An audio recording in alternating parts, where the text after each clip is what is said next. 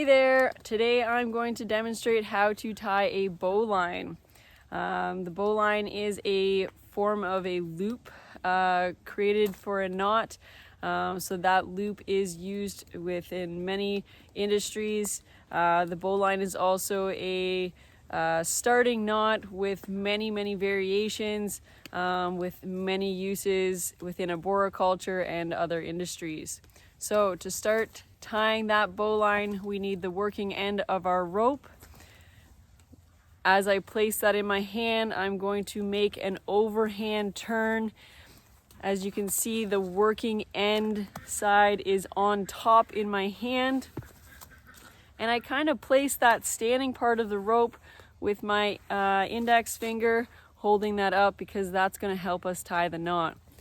This loop in my hand is going to be the basis of the knot that we're going to tie, but not the loop itself of the bowline. So taking that working end of the rope, I'm going to come up through that loop. I'm then going to come up and behind that standing part of the rope, and then I'm going to follow it back down through that loop. Now, the important thing here is that this is the loop of the bowline that we're creating, and that's what we want to see. And depending on the use of this bowline, that size of that loop is going to vary.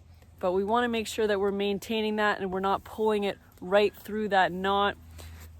And again, coming back down through that loop. And now to set this knot, I'm going to pull these two portions of the rope, so the working end as well as this side of the loop that came up through that loop that was originally in my hand, and then my other hand's going to pull that standing part of the rope, and we're going to set that knot. And there we have it. We have our bowline. We have that working end coming out through the center of that loop. That's going to be a key detail that is going to be important for another variation of the bowline we're going to tie later on. And there we have it. Again, we have that overhand turn. You can see that begins into our loop with a bite coming around and capturing the standing part of the rope. And that is how we tie the bowline.